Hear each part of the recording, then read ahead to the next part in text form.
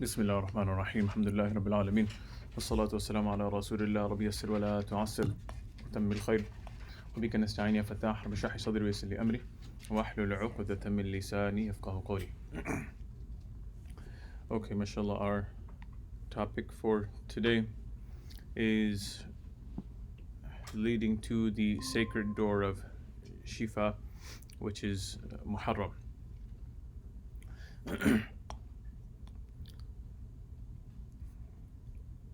So Allah subhanahu wa ta'ala has given us many blessings, and we all know that He is the creator of the heavens and the earth.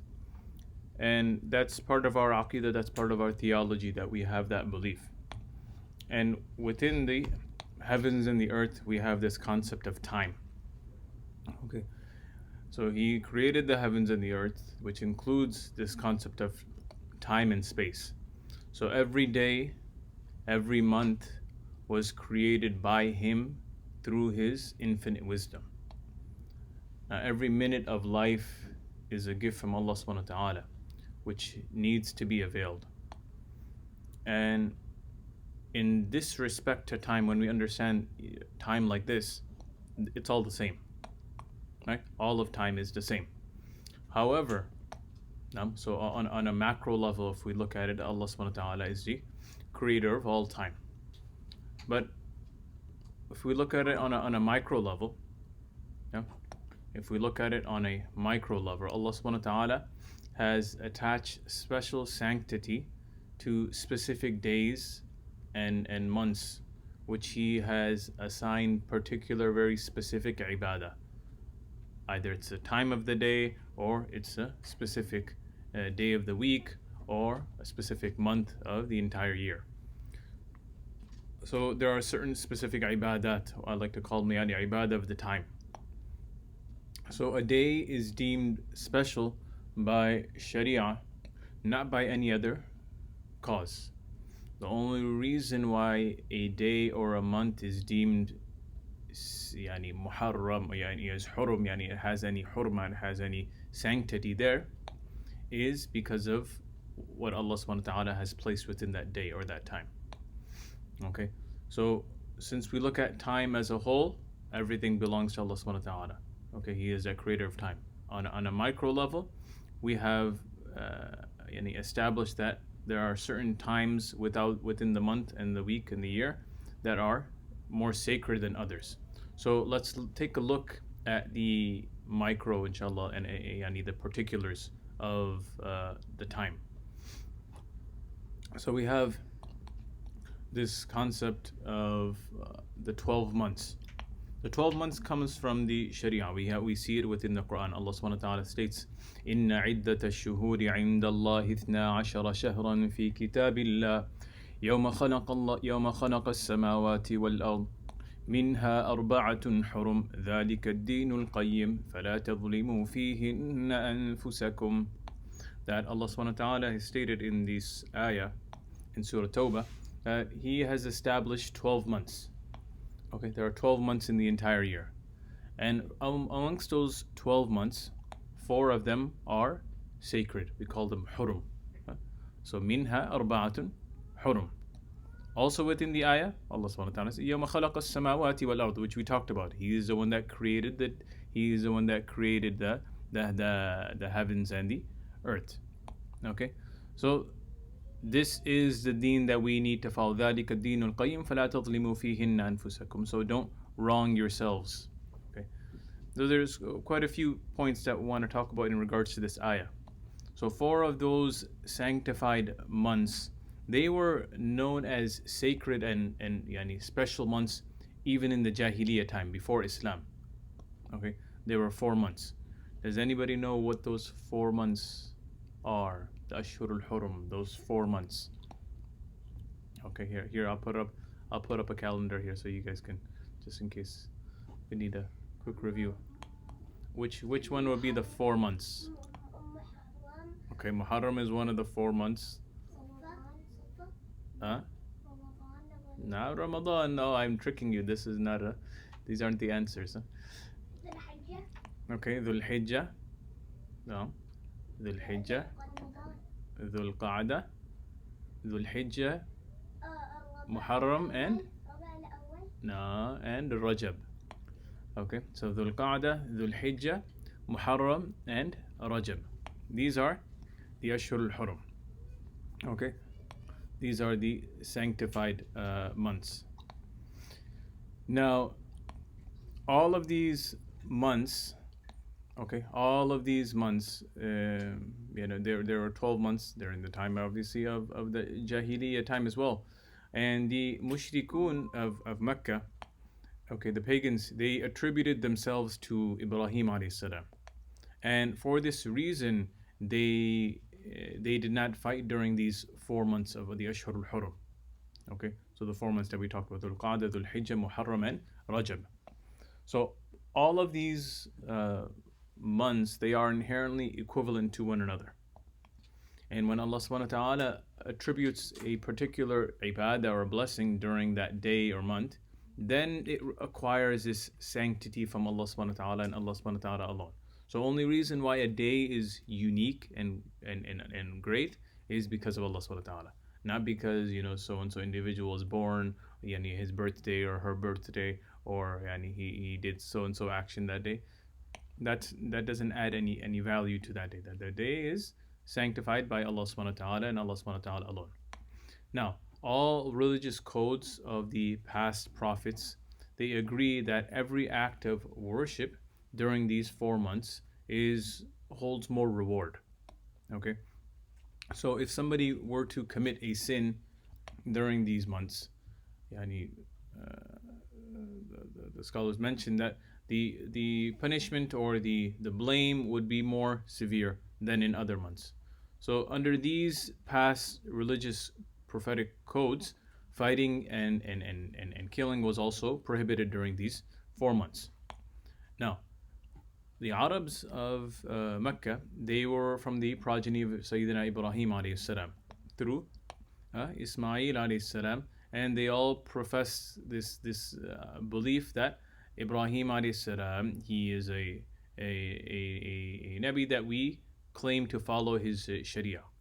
However, as soon as fighting and killing and hunting was prohibited during these months, okay, among the followers of the Ibrahimi community, the people of the Arab, the Jahili time, they found that it's kind of difficult to apply this.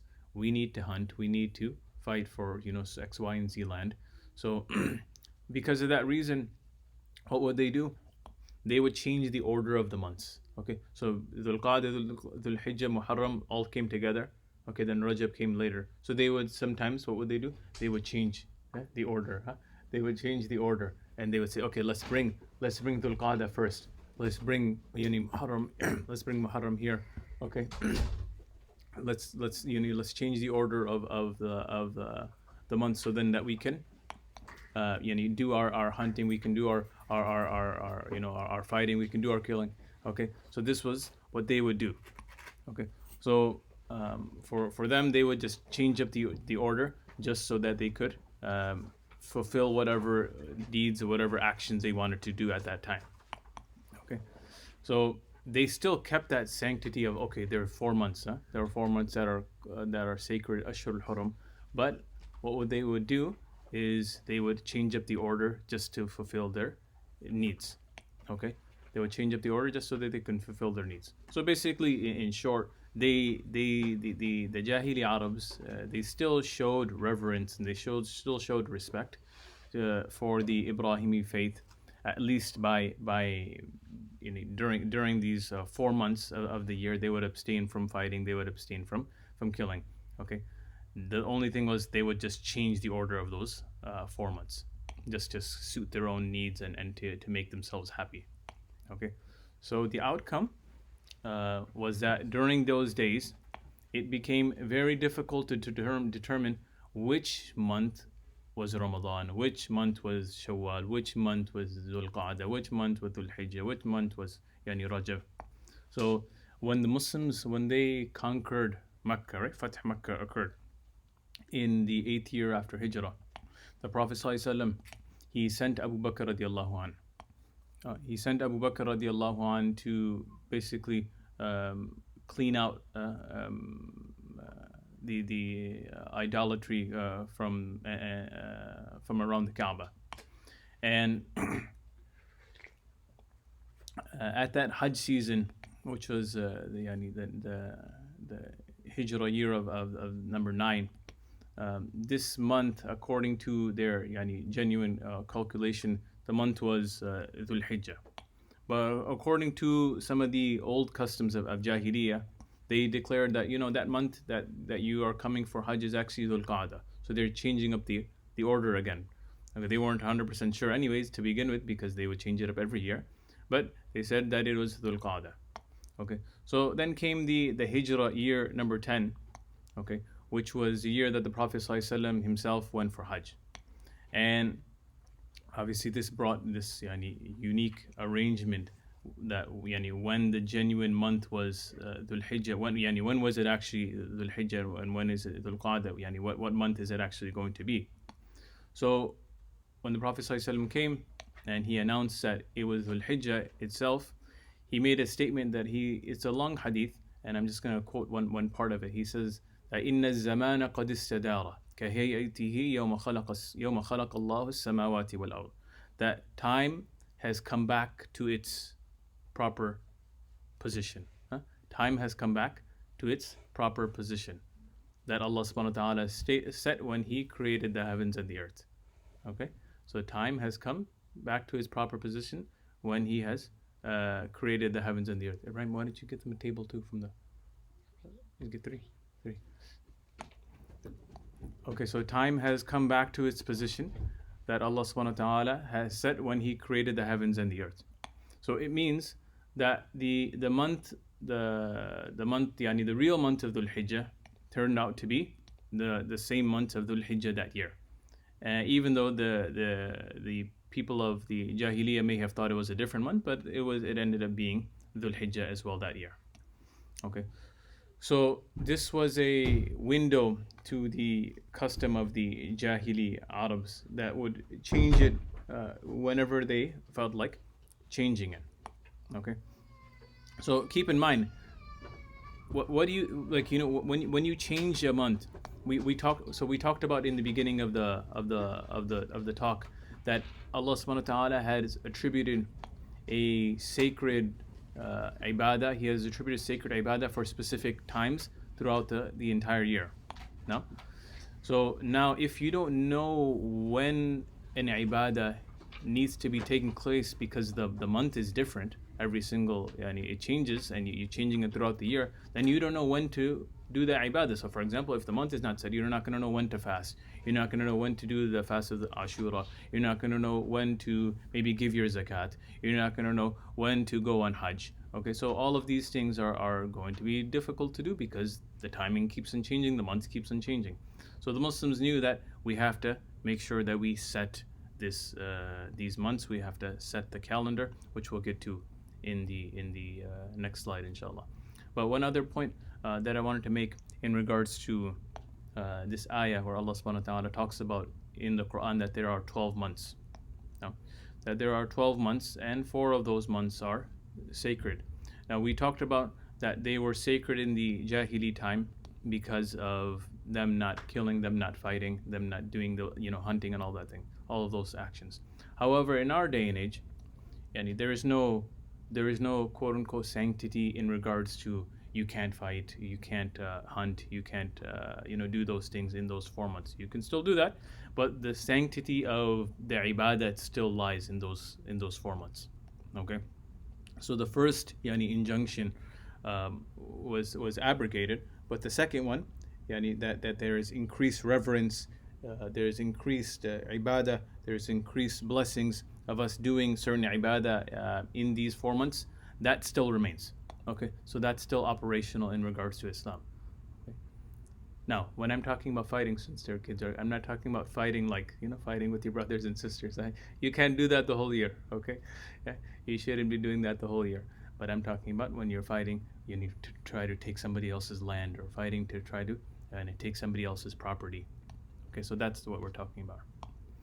Okay, So there is still, because Allah subhanahu wa ta'ala says, Minha arba'atun hurum, there's still that sanctity in regards to ibadah. So there are certain ibadah that we can only do, and we'll only get the reward if we do it in the month of Muharram. We'll only get the reward if we do it in Dhul Hijjah, for example. Like you can't do Hajj. I'm gonna do Hajj, for example, in the month of Rajab. That's not gonna work, right? You can't do Hajj in the month of Rajab. Hajj is gonna take place in Dhul Hijjah, right? The month of Hajj. Okay.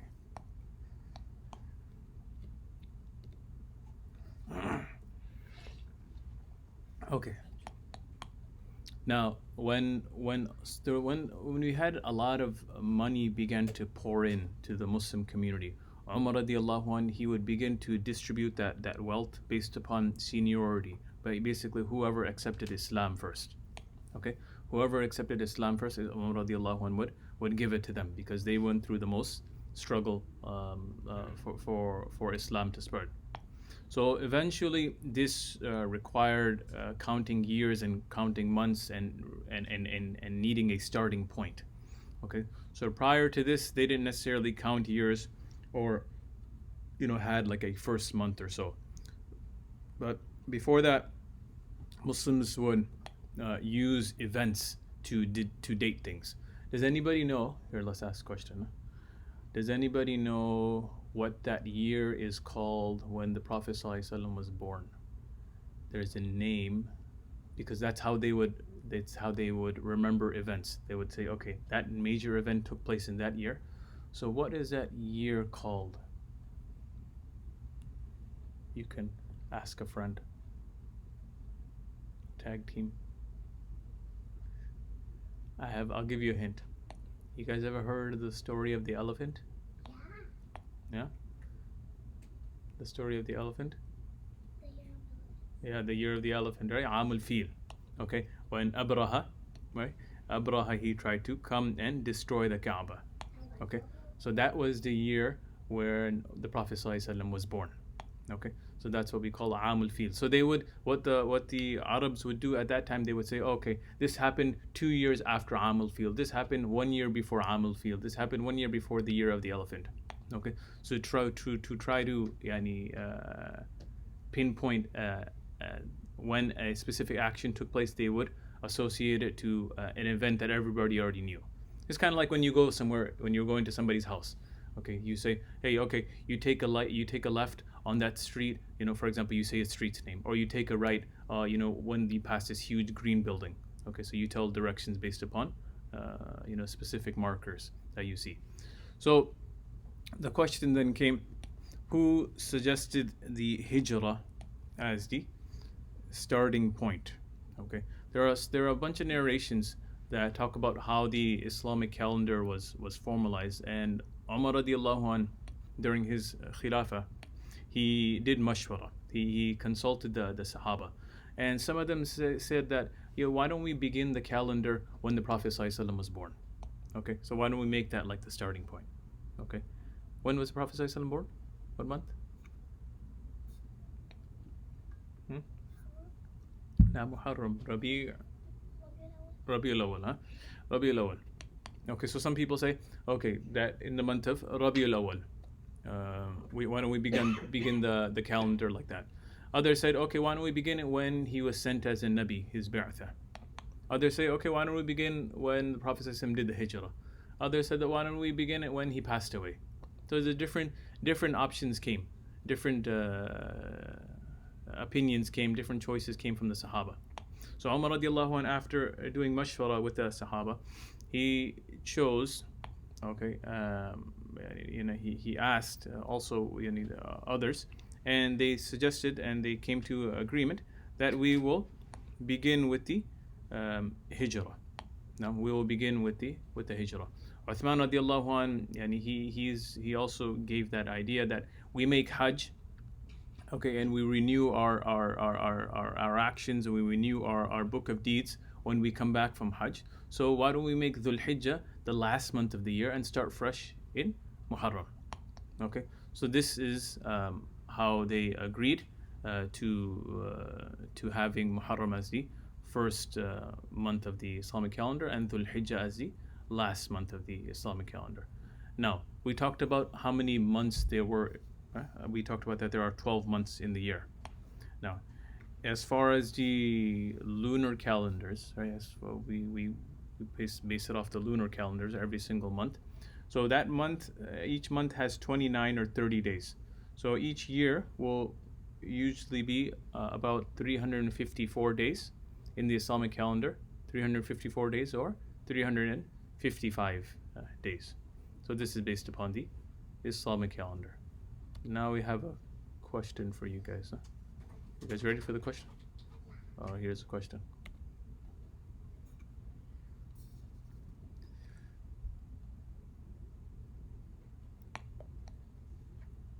How many years was the fast of Ashura, the 10th of Muharram, obligatory? Meaning, how many years did the Muslims fast?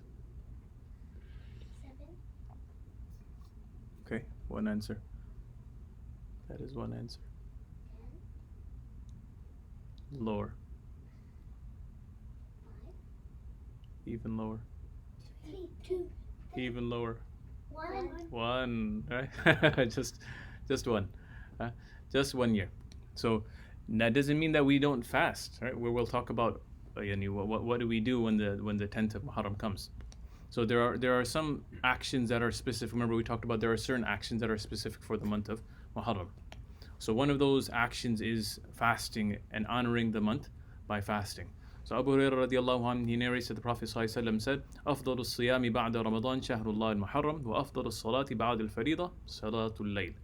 That Abu Hurairah radiallahu anhu, he narrates that the Prophet ﷺ said that the best of fast after Ramadan, because a Ramadan fast obviously you can't compare to any other fast than the Ramadan fast. Ramadan fast is the best fast that you can do throughout the whole year. Yeah? That's a fard fast. But after that, what would be the best? He says, it's fasting the month of Muharram. Okay? And another point, which since it's part of the hadith, we'll mention that the best salah after your fard salah is praying salah at the night time, right? Praying salah at tahajjud time. You waking up in the middle of the night when everybody else is sleeping and doing ibadah. So that's another ibadah that we can work on during the month of Muharram. Okay. And it is part of a longer hadith about Muharram, where where the Prophet ﷺ talked about the year having 12 months. He stated in that hadith that ستلقون ربكم فيسألكم عن أعمالكم, that you will meet your Rabb, you will meet your Lord, and He will ask you about your deeds. Okay. So we don't just do these deeds to to show our parents, to show our teacher, to show so and so individuals, just to feel good. No, we're doing it for Allah subhanahu wa ta'ala. He's going to ask you about your deeds, right? What deeds did you do throughout the whole year? What deeds did you do when you had health? What deeds did you do when you had the energy to do it, when you were young and you were strong? So what were the deeds that you did?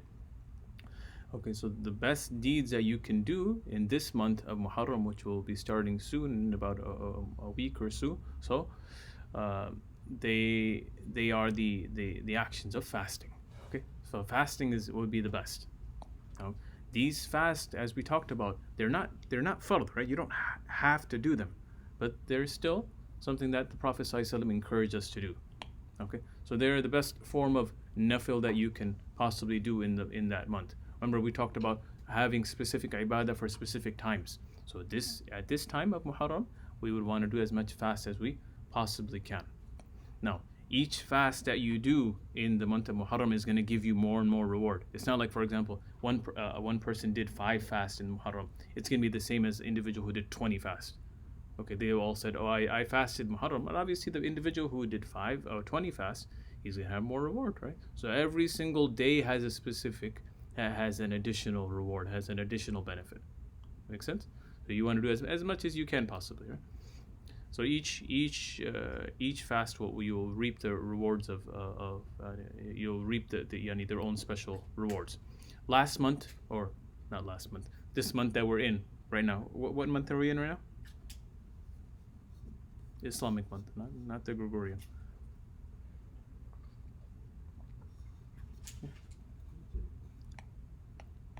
What month? What's the Islamic month? Here, let me go back here.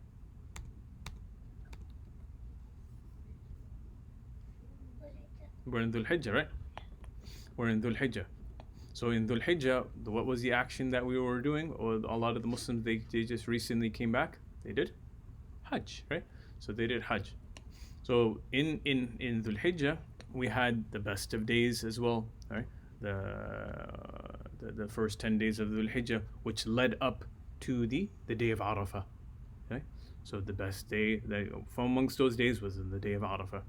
That's why we have we have something similar in the month of Muharram, right?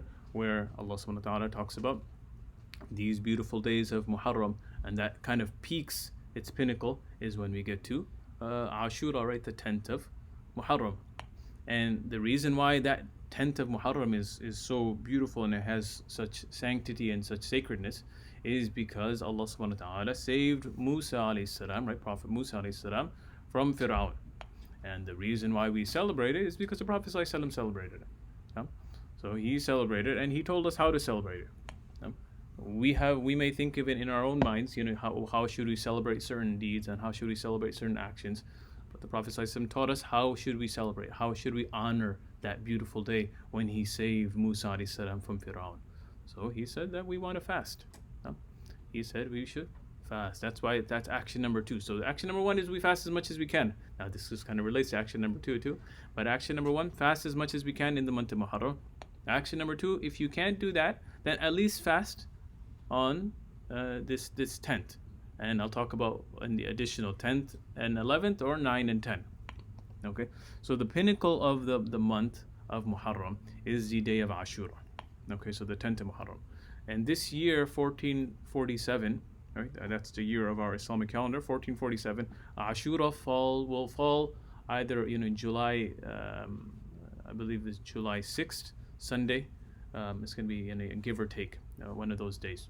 Okay, July 6th or so, depending on the sighting of the moon. Okay, so there's a narration which kind of tells you the story behind the whole fast of Ashura, where Ibn Abbas radiallahu anhuma, he states that the Prophet ﷺ said, قَدِمَ الْمَدِينَ فَوَجَدَ الْيَهُودَ صِيَامًا. That the Prophet ﷺ, Ibn Abbas says that the Prophet ﷺ, when he came to Medina, he found out that the Jews were already fasting on Ashura, Yom Ashura.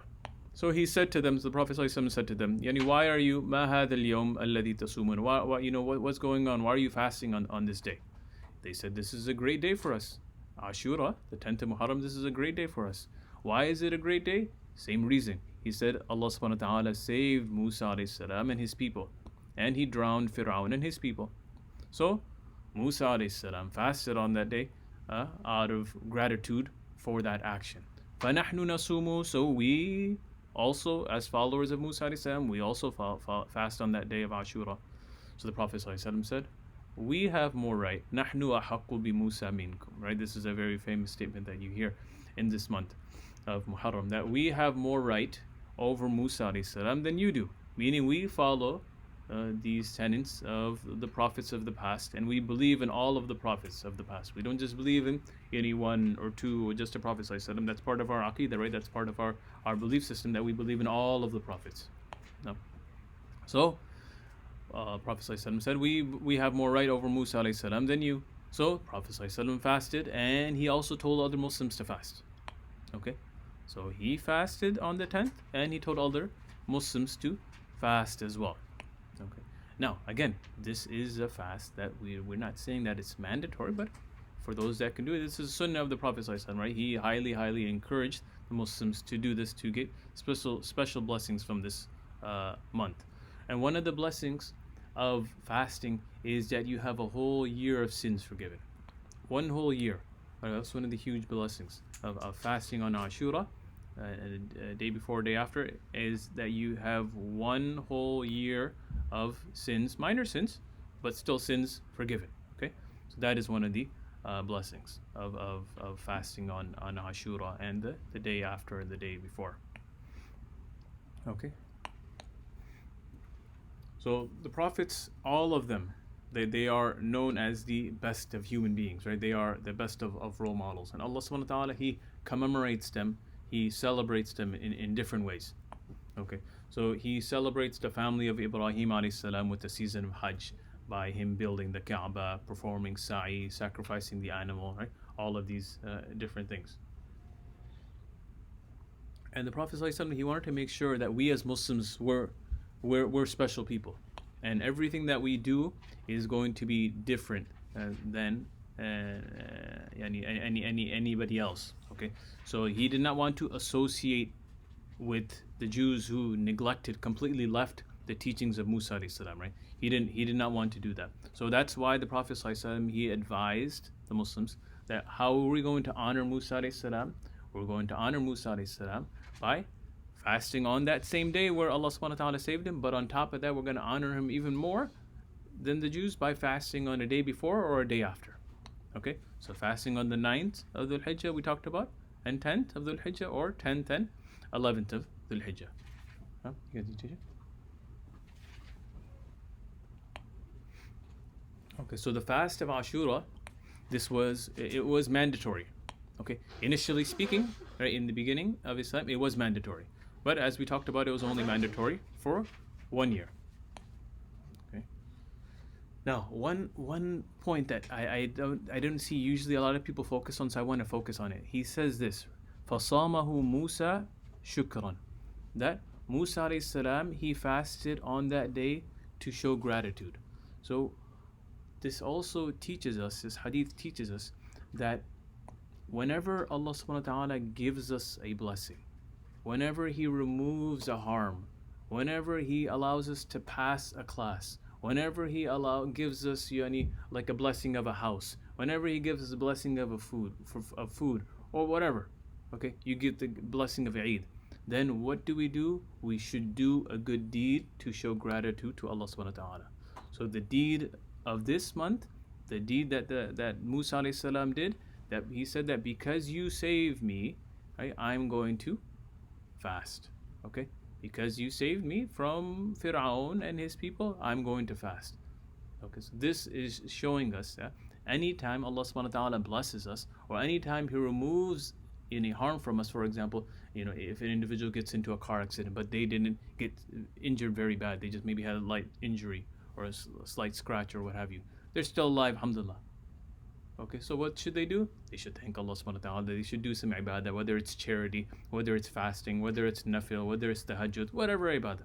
Okay, to show gratitude to Allah subhanahu wa ta'ala that He's removed any potential harm that could have afflicted us. And the hadith that we talked about is an established hadith of the Prophet ﷺ mentioning that one whole year of minor sins being forgiven. Now, that's the main reason why we fast, is to obey Allah subhanahu wa ta'ala, to follow the Prophet ﷺ sunnah. Now, when we follow the sunnah of the Prophet ﷺ, you're going to also have secondary benefits. Remember, I'm mentioning this at the end because I'm telling you this is secondary benefit. Primary reason, the main reason why we fast, is to please Allah subhanahu wa ta'ala and is to save ourselves in this dunya and in the akhirah. Okay, a secondary benefit of fasting is the medical benefits. There are a lot of medical benefits as well for your overall body for fasting. Okay, for those individuals that want to lose weight, obviously they can lose weight as well by fasting. Now, this is not the niyyah, this is not the intention. I'm going to repeat this again. This is not the niyyah that we're going to have in our mind. I want to fast. Why? Because I want to lose weight. Oh, you're not going to get reward then. That's a secondary benefit, right? That's secondary. The main reason why we're fasting is because following the Prophet ﷺ. Secondary benefit, okay, we might be losing some of that visceral fat, the fat that's not just the fat that we see on our bodies, but the fat that's on top of our organs, right? That's very dangerous fat, that inflammation that's in or around the organs. Okay, so that's linked to that heart disease and all these other issues. And you'll see also when individuals, for example, you guys memorizing Quran, you'll see that it helps you focus even more. It enhances that brain function. Okay, so it's going to help that brain health and your memory. Okay, so that's another benefit of fasting. It allows you to memorize better. It allows you to recite Quran more, read Quran more. Okay, another point which needs to be remembered, that it acts as a kind of detox. Okay, detox, and it basically it removes any negative toxins within the body. It cleans out damaged cells. So we call that autophagy. Okay, where the body activates this stage of autophagy and it starts cleaning out the damaged cells. Okay, another key point is when we don't eat, then it gives our stomach rest, right? So we're not constantly every hour eating. Then our stomach needs to work, right? Our organs need to work. How am I going to break down the food? I need to continue to break down the food, break down the food, break down the food. But when you don't have any food there, then the body can rest, right? The body can rest. Okay, so it gives your digestive system a good rest, and supporting the gut lining to repair and it creates this microbiome balance. And many other things that we can talk about, but I think that's good enough for right now. So that's action number 2. Number three. Action number 3 is let generosity begin at home. Abdullah ibn Mas'ud radiallahu an, he stated that the Prophet ﷺ said that من وسع على عياله في النفقة يوم عاشوراء وسع الله عليه. قال سفيان إنا قد جربناه فوجدناه كذلك سائر سنته. So this hadith that the Prophet ﷺ states that that if anybody gives generously to their family on the day of Ashura, Allah subhanahu wa ta'ala will give generously to that individual the rest of the year. Okay, one day you spend and you give to your brother, to your sister, to your aunt, to your uncle, to your mother, your father. Okay, you give them something, then Allah subhanahu wa ta'ala will continue to give you throughout the whole year. Whatever you want, whatever is appropriate for you at that time, Allah subhanahu wa ta'ala will give it to you. Okay, and Sufyan al-Thawri, he mentioned that, okay, you know what? We actually tested it out. What the Prophet ﷺ said, we tested it out. Inna qad jarrabna. We tested it out. And we found out that what the Prophet ﷺ, obviously they believed in it, but he just said we tested it and we saw it true in our own lives. Meaning we spent on our family on the day of Ashura, the 10th of Muharram, and we saw that Allah subhanahu wa ta'ala gave us so much throughout the whole year. Okay? Gave us so much. Now, this hadith, okay, a lot of times people will talk about this hadith is weak. Okay, yes, fine. It may be weak, but again, we're using it for purpose of fadail anyways. We're using it for the purpose of encouraging ones to do good deeds. We're not making any hukum that this is fard, this is wajib. This is just a means of encouragement. Okay. So there are many ways. You can be generous with your family. Okay, we have Ashura, so it's good. The only way we're actually going to be generous if we start thinking about it from beforehand. So I'm going to ask you guys, what are some ways you can be generous and to your family on the day of Ashura, the 10th of Muharram? What are some different things? What can you do for your family on that day? Help them? Okay, you can help them. How can you help them? Clean? Okay, good. So if you clean, then that's going to be, you're being generous with your time. Very good. Okay, you're being generous with your time. How else can you be generous? Doing something by yourself, okay, without your parents or anybody have to tell you to do it. Okay, good. Like some of you guys may be cooking meals, right? So cooking a special meal for your family, maybe before everybody else wakes up. Okay, right, before everybody else wakes up, you can cook a meal. You can even give gifts, right? You guys have gifts, or you can give gifts to your siblings. You can give gifts to your cousins. Okay, you can give gifts to your uncle, right? So that's one. So you're giving generously with your time. So when we talk about giving, it's not always about money. Okay, you have to understand. Whenever somebody says give, it doesn't always mean you have to give money. Giving money, obviously, you can do that too. So if you have money, you can give that. You can give toys. Yes, there are all these things. But you would also want to spend your time. Okay, so being charitable with your time. Okay, or you can give sadaqah on behalf of your family, on behalf of your parents, on behalf of your siblings, right? On behalf of somebody that has passed away, your uncle, your grandparents that have passed away. Okay, last point. last action, is that we have to make a plan. If we don't make a plan, then that action is not going to happen. If we just say, I'll think about it when it comes, then I might do it. If we don't think about it right now, that how am I going to do it? When am I going to do it? I have school at this time. I have work at this time. Okay, I'm going to switch around certain things just so I could fast, just so I could spend time with my family on Ashura, just so I can fast more of the month. Okay. So as the new year, this is our new year. Remember we talked about this is the first month of the Islamic calendar. So as the new year approaches, we have to make a plan for both our body and our mind and our soul, every aspect of our health. So Allah subhanahu wa ta'ala states that إِنَّ اللَّهَ لَا يُغَيِّرُ مَا بِقَوْمٍ حَتَّى يُغَيِّرُ مَا بِأَنفُسِهِمْ. That Allah subhanahu wa ta'ala is not going to change your situation until the individuals, they themselves, try to make that change within themselves. Okay, so you have to try to put that change within your heart. You have to make that niyyah internally. Then Allah subhanahu wa ta'ala will allow that action to come into fruition. But if you don't even make that niyyah, that I want to fast, I want to change, I want to spend on my family, then that action is never going to happen. Okay, so we want to welcome this beautiful new year, okay, as it's a time of to reflect and renew our intentions. Okay, so whether we don't, everybody loves to make goals. Okay, I'm going to work out, I'm going to get a gym membership, I'm going to eat better, I'm going to sleep better, I'm going to exercise. Okay, that's good, but we also need to make sure that we need to commit to caring for our spiritual health as well. No, we have to commit to our spiritual health as well. And that's the whole reason why we established Integrative Shifa, right? Is for the Muslims. It's for the Muslims, because true health can never be achieved by just focusing on your physical body.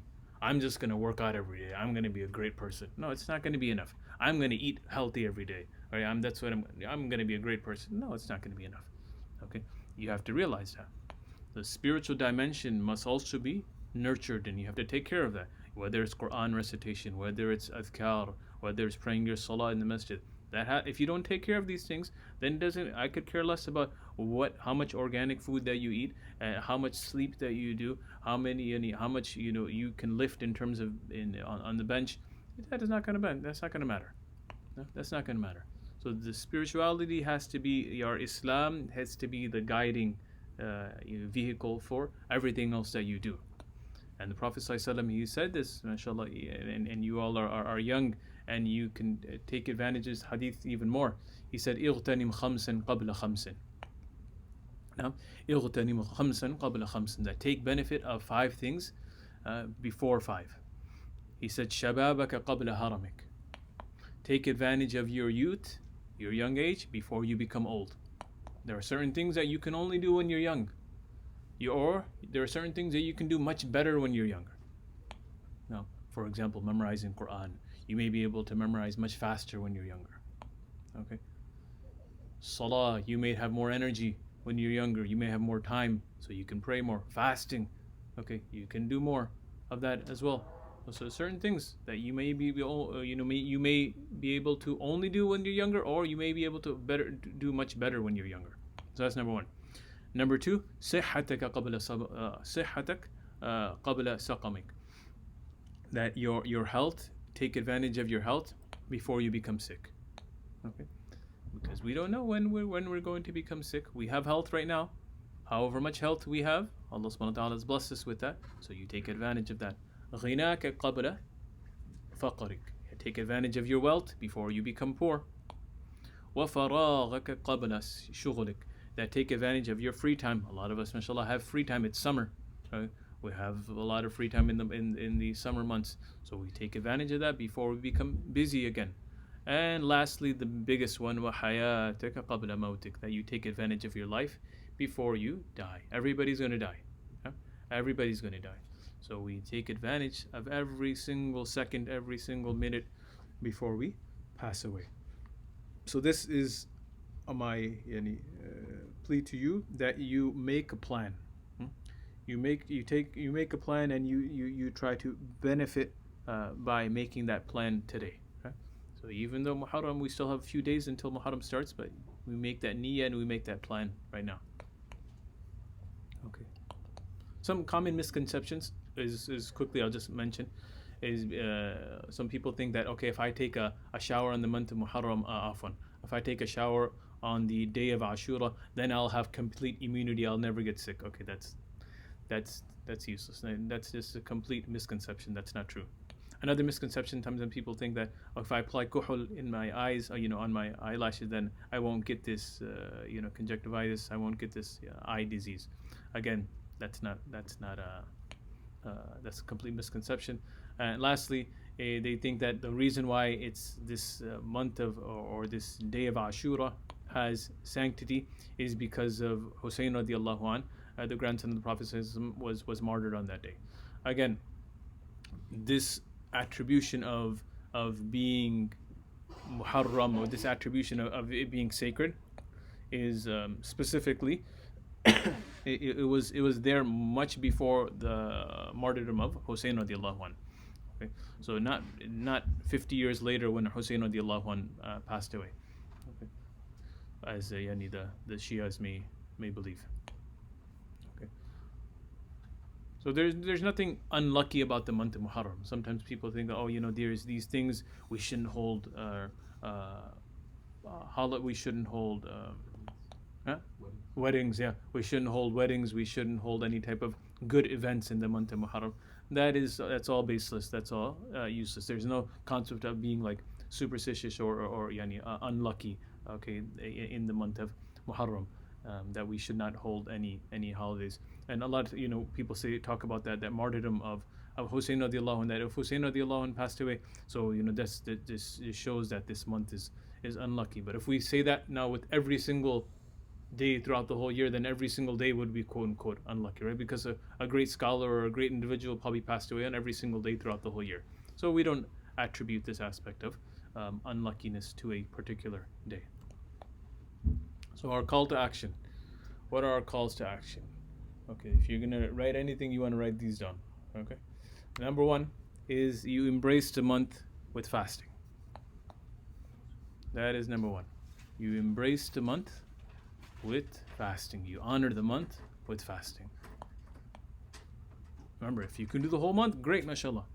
If not, as much as you can. So this is general fasting throughout the month of Muharram. Number two, if you can't do that, then at least 9th and 10th, or the 10th and 11th of Muharram. Okay. Number three is be generous to your family. Remember, we talked about generous, a lot of things, right? It doesn't have to just be money. Time, could be gifts, could be energy, what have you, anything. But spending on your family in a halal manner, Allah subhanahu wa ta'ala will spend on you throughout the whole year.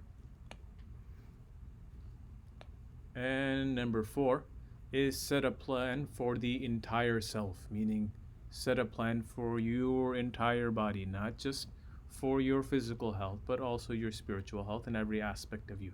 So you make a plan. How am I going to take care of my entire body throughout the whole year?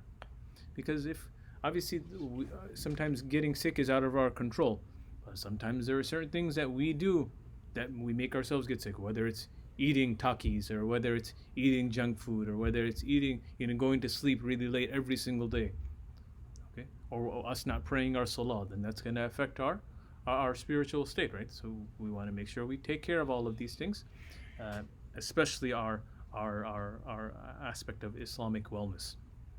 Okay, that's the whole reason why we are here at Integrative Shifa, so that we can learn how to increase our energy for salah. We can learn how to improve our focus and our memory, so we can memorize more Quran and read more Quran. How could we manage our stress? How could we align our lifestyle with the Islamic principles? That's why we're here. Okay. Inshallah, if we have any questions, feel free to, you can message in the chat box.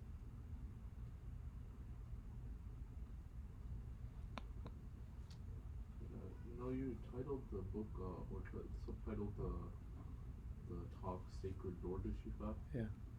Well, did you do that based upon that you have like some months and even in Ramadan, you have like the first 10 days is separate, the second 10 days like you get to your actions quickly, and the door is like, you know, start your action right away. Even in the last month of Hijjah, the pinnacle was in the first 10 days. Yeah.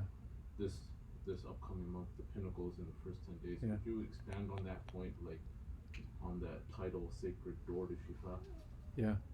So the question is basically why we had in our subtitle of the flyer, it was titled Muharram, then underneath a sacred door to Shifa. Yes, absolutely. So we want to make sure when we open that door, we hit the ground running, because we're going to have many opportunities when we come into the month. So when we enter the month, for example, we're talking about the month of Muharram. Allah subhanahu wa ta'ala has blessed us with many ibadat that we can possibly do.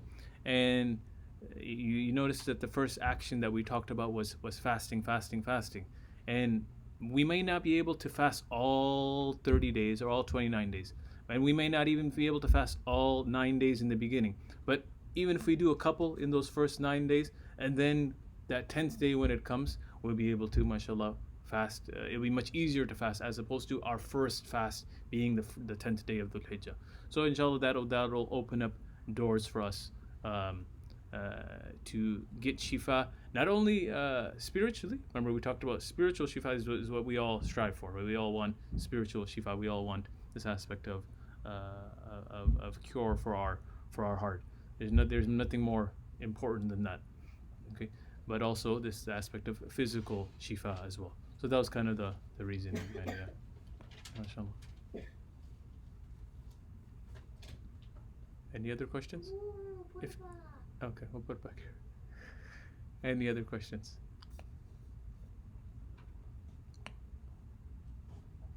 You know the hadith that mentioned was wasa'ala yadi. So, have you read anything about like calling upon Allah Ta'ala by His name Wasi', specifically on that day, or what's your advice on types of du'as that you can say specifically on Ashura? Yeah. So that's, mashallah, that's a good question. In terms of calling Allah subhanahu wa ta'ala using specific names at specific times, as Allah subhanahu wa ta'ala, He does that Himself in the Quran, right? For certain ibadat, or for certain actions, He uses Ghafur ar-Rahim, He uses Ar-Rahman ar-Rahim, Sami'un Adim. So Allah subhanahu wa ta'ala uses specific names and specific sifat in the Quran for particular actions. So yes, there definitely probably is a connection there between Allah subhanahu wa ta'ala between the Prophet sallallahu alaihi wasallam using that word wasa'a to yani expanding or spending, and if we can definitely probably use the name of al-wasi', yeah, and Allah subhanahu wa ta'ala being that person who that individual who will expand the benefits for us throughout the whole year. So most definitely, yes, we can use that, and we can make that dua. Now we can make that dua that, oh yeah, Allah, you are the one that gives, and you are the one that removes. So during these blessed days of Dhul Hijjah, during these blessed days of Muharram, expand your rahmah even more. Right? Expand your rahmah even more during these days. So any aspect of that dua, I think would be good as well. Yes. You think any other specific duas come to mind for you? Yeah, I think because the word tawsi' is there in the hadith. Yeah. Like the all-encompassing du'as, the universal du'as. Like Rabbana Atina. Yeah, Rabbana Atina, and most of the ones like the ones that what Nabi Sallallahu Alaihi Wasallam sought protection from, what he asked for, because he criticized that Bedouin. He used the same word there, قَدْ ضَيَّقْتَ الْوَاسِعَ. He taking some when the Bedouin asked, Allahumma arhamni wa arham Muhammada wa la tarham ma'ana ahada. So he mentioned that word wasi' there as well. So I think when Nabi Sallallahu Alaihi Wasallam is critical of du'as that are too narrow, like yes, you should make dua for yourself and what you need, Yeah. But this is the day to make dua For everything. for the ummah, Ah. for at large, for your Yeah. family at large, Yeah. for the universals. Yeah. That's Mashallah. what it seems like in the hadith. Yeah. Mashallah. That makes sense. Yeah. So in case you couldn't hear that online, the Mohan Kamal was mentioning that one of the benefits of the Prophet ﷺ mentioning the man wasa'a ala ayadihi is that we can also make our du'as not so specific but make them general, so that we can incorporate not just our families but the families all across the world, especially obviously your brothers and sisters in Burma, in Palestine, in Bangladesh, in all of these places where they are suffering. So we want to include them, even though they may not have the Ashura that you may be having, they may not have the Muharram that you may be having, but inshallah with our du'as and with Allah subhanahu wa ta'ala's support, there will be some aspect of inshallah assistance that will be placed upon them, inshallah. Very good. We'll stop here, inshallah. Jazakallah khair. Subhana rabbika rabbil izzati amma yasifun. Salamun ala al-mursalin. Walhamdulillahi rabbil alamin.